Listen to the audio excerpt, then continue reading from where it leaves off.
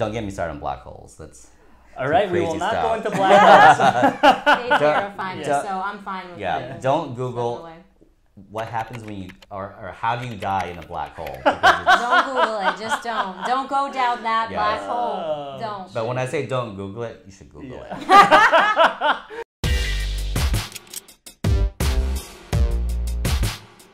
What up, March people? You're watching Regarding. It's a talk show about fire theater. That's theater spelled with an R-E, like respect.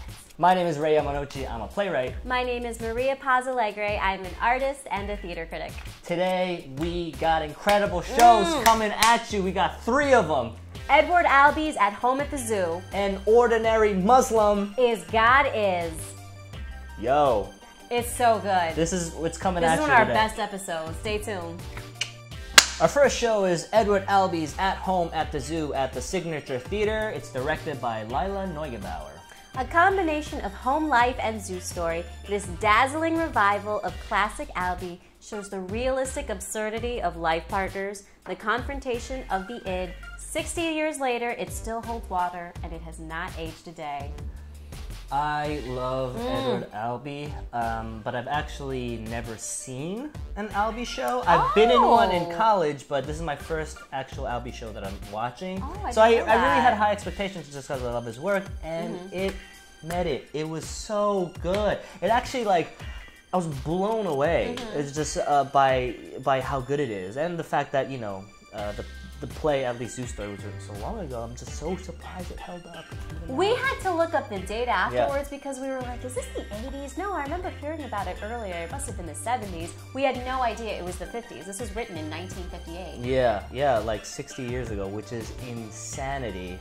It could have been written today. Like it was really so pitch perfect. It was still on point. There are some things that are always going to be universal. The absurdity of what it is to be married to someone is universal. The absurdity of what it is to be confronted by everything you kind of are and are not is universal. It was so good, and something that really stood out to me was that it was perfectly cast. Yeah, the acting was just so strong. What they did really well, and this also credit to Lila, who's one of the, you know, the hottest directors in the game right now. She really brings out, and the actors are really able to capture Albee's language so well. Like, they're just words, but they're fucking daggers. Yes. They're just daggers that they're just stabbing each other, you know? It hits you so hard. It's just, it is. It's like swordplay the entire time. It's a fight, and even though it's, you know, 2 people sitting next to each other, it's 2 people, one sitting down, one standing up. It doesn't matter. You're just like on your edge of the seat the whole time. It really feels like a duel, you know? And so even like the scenic design is super sparse. Which I really liked about it, because it really just drew attention to the acting and the words.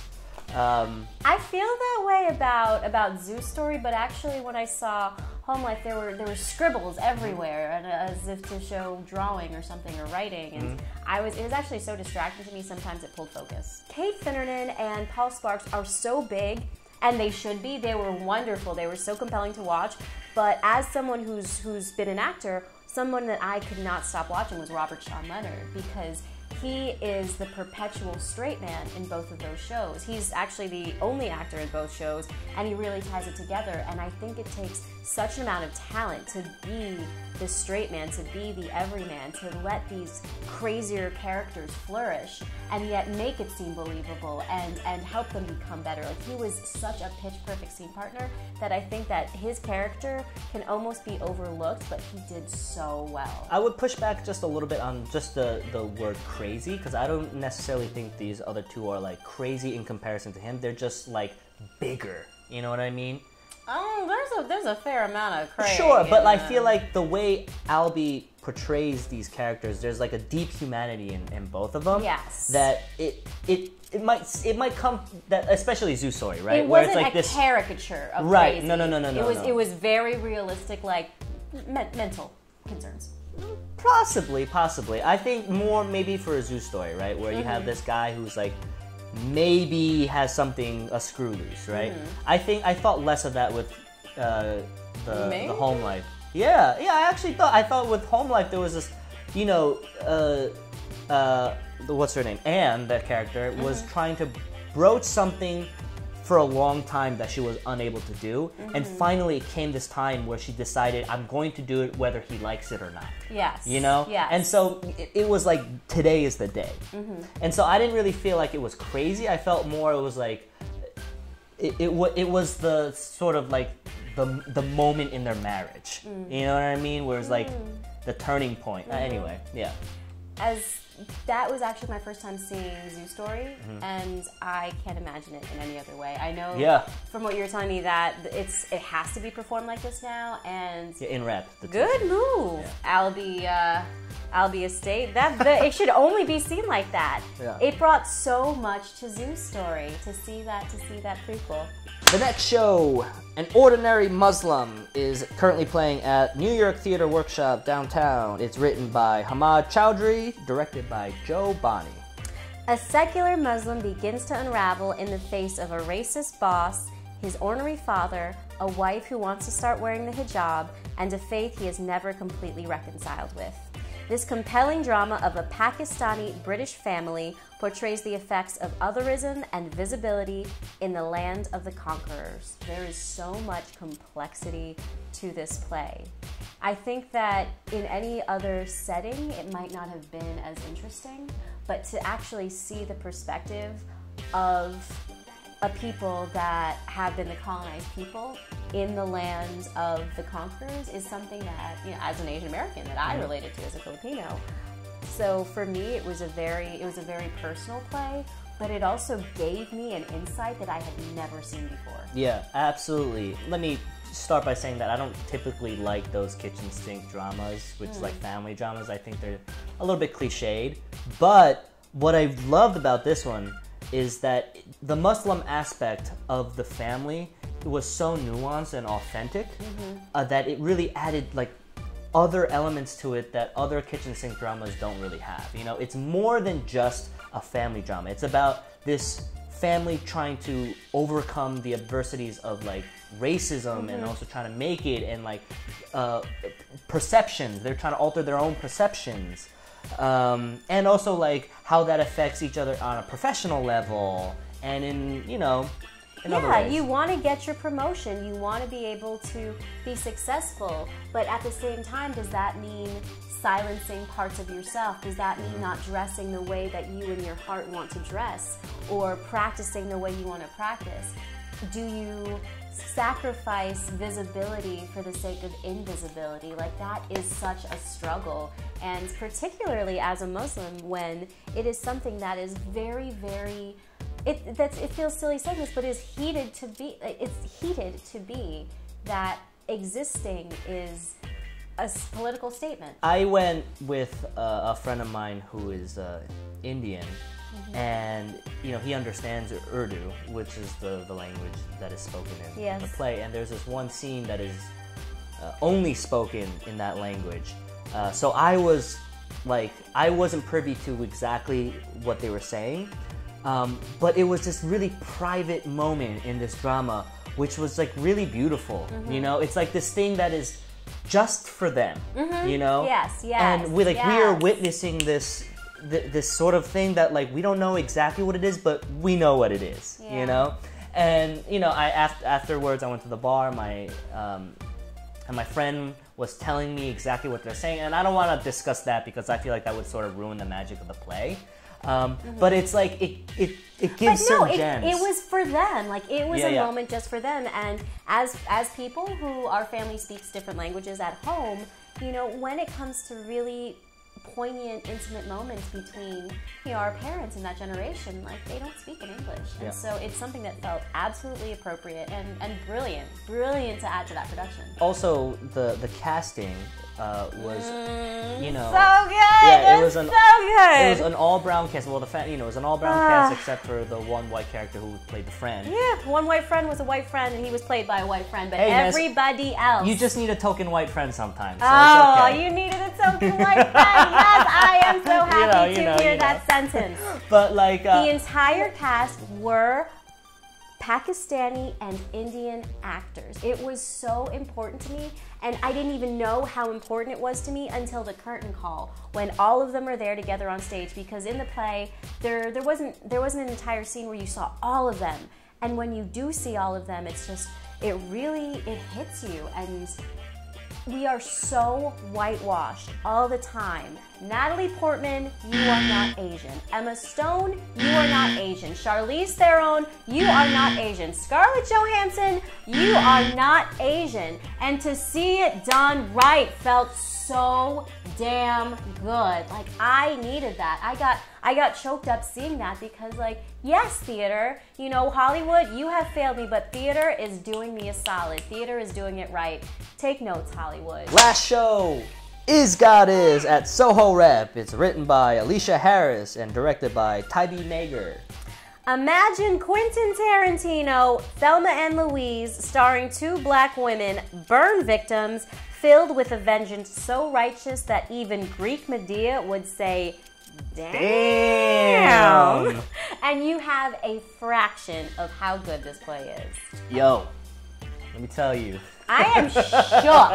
Yeah, this shit is crazy. I am so shook. Yeah, this shit was crazy. So by the time the play actually, I went to go see the play, I did see it a little bit later. It was sold out, and I stood in line in the rain for 2 hours, and it was worth every second. It was so good. From the very first line of the play to the last moment, it was just like the whole time. It's what theater should be. This play won the 2016 Relentless Award, which is one of the biggest cash prize playwriting awards in the country. So it deserved it. Yeah, but you know, I'm like a jealous bitch. So like when I saw it, I was like, okay, whatever. Let's see what's good. I walked out of that thing. I was like, yo. I was like, okay. You take that $45,000. That's yours. That's yours. You could take that. No, it was deserved. It was so good. This thing, the aesthetic of it, right? We have to mention that it's like Tarantino-esque. It's got like this spaghetti western aspect. Yes. Which is is so funny to me because the spaghetti westerns in and of itself is already Japanese. Sort of.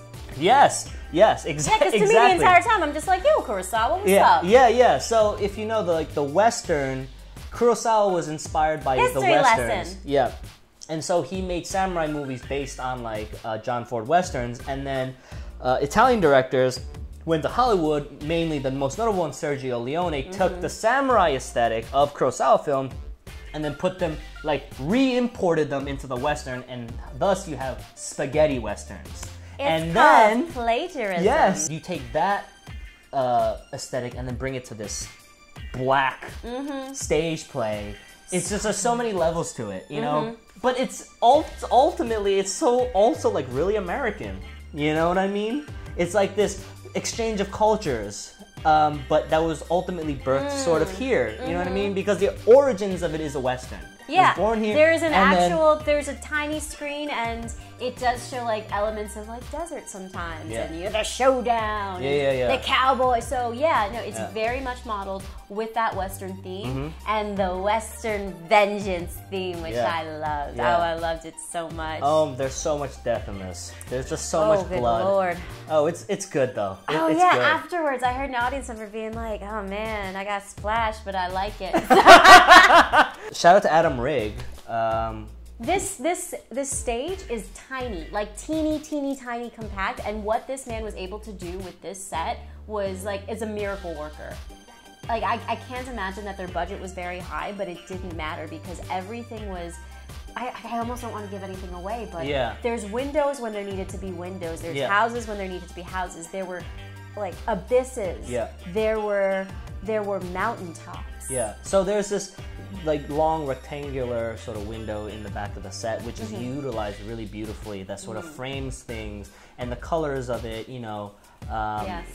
Yeah, exactly. It's hard to talk about it without ruining things, so I'm just gonna say that it's done so beautifully, and it's very symmetrically, which is in a way also really cinematic. Yeah, I didn't think about that. Yeah, it's just a beautiful play. The acting is incredible. Yeah. Dame Jasmine Hughes and Alfie Fuller, both the two sisters, fucking amazing, killing it, literally. And it wasn't easy because the language that they used isn't how we regularly speak. It's heightened. It's sometimes like almost a caricature. but they made it so understandable and so believable that you just got lost. You just suspended your disbelief, and that's what it was. Right. Well, you know, the whole aesthetic of it is just super stylized. You know, everything is just incredibly very stylized. You walk out of there with what the Greek playwright said, catharsis. It's catharsis in like its purest form. It's funny that you say Greek because that's actually what I was thinking the whole time. I was like, man, this is Electra, this is Oedipus, this is Medea, in Medea, she sets her husband's wife on fire, or the husband who left her, his young new trophy wife on fire, with a crown that melts her face off. And it was just like, damn, that is happening, and it is so good. Yeah. Like, oh, I am so uncomfortable with how much I like this. Go check this out. I mean, there's like no tickets, but if you have to wait online, if you could have to rush it, just fucking do it. They do have rush tickets, and they do have the Sunday thing. Yeah, like the $1 Sunday thing, but you gotta wait online for like 2-3 hours. So. I waited an hour and a half, and it was worth it. Dude, it's good. So good.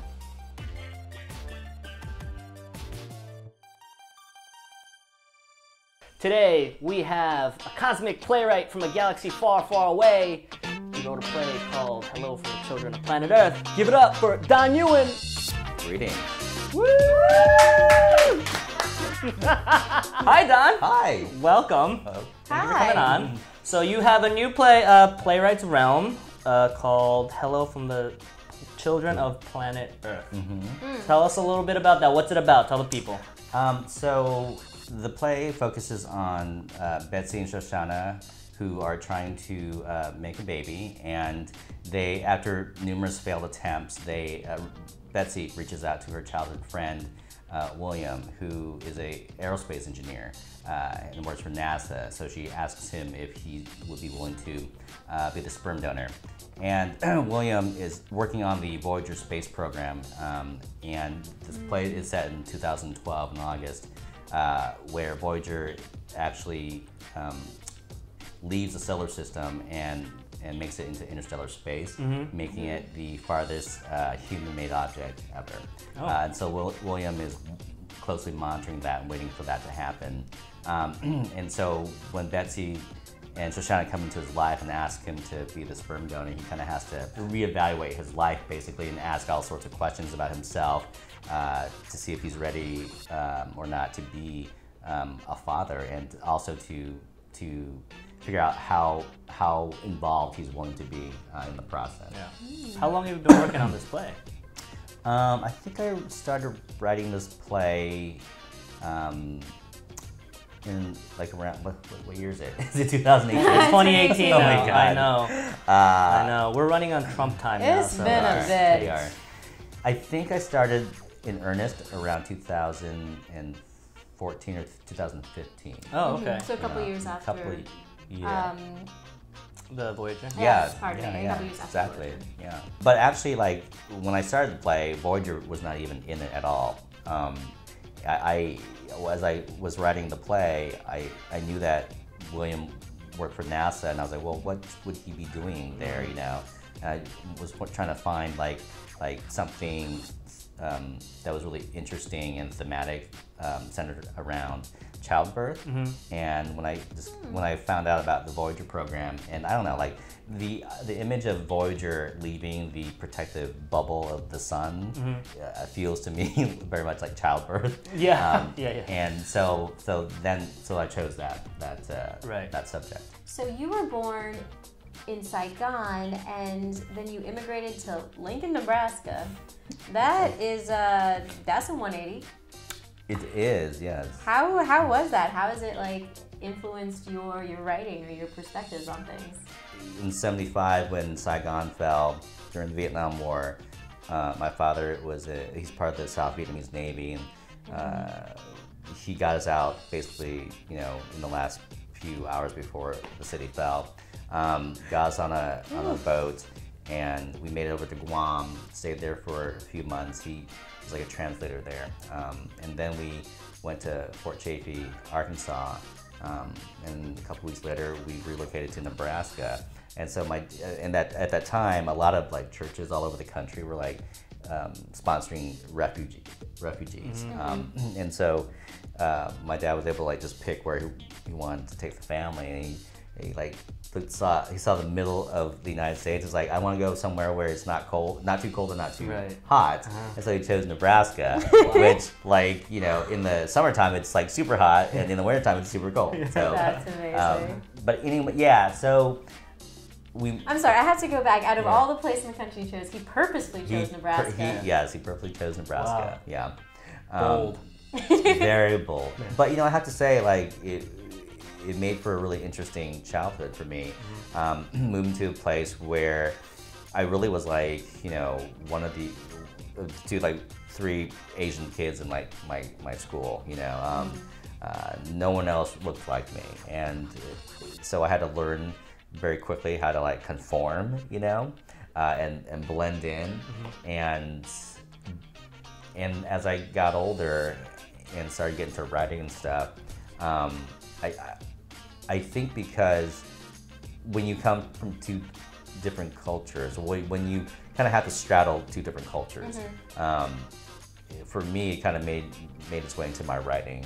And so if you look at like one of my plays, Sound, which is about deaf culture, that play kind of looks at how both deaf and hearing worlds live together, or how they can coexist.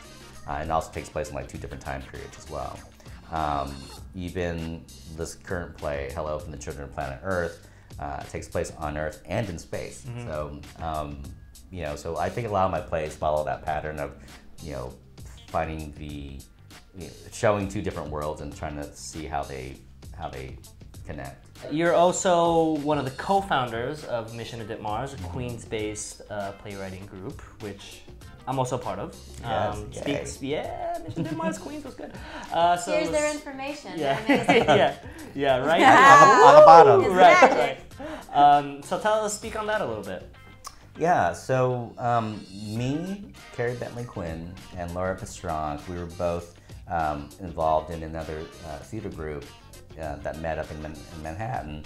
This was years ago, and you know, on the train ride home one night, we all noticed we were on the same train going into Queens in Astoria. I'm like, hey, I didn't know you lived here. Yeah, I totally do. And so we were like, God, we really wish like we had a theater writers group or something, you know, that met in Queens. Yeah.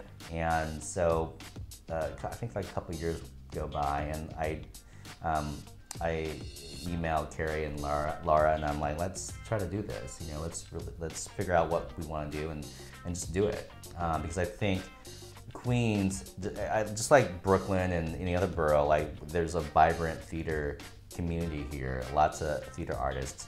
The difference, I think, is that where Brooklyn is vibrant, but also it's, I think, more vocal in terms of like what they have to offer and stuff like that. Yeah. I feel like sometimes Queens, we're kind of like the sleepy, you know, borough, and we need more organizations or people to say, hey, there's theater happening here as well.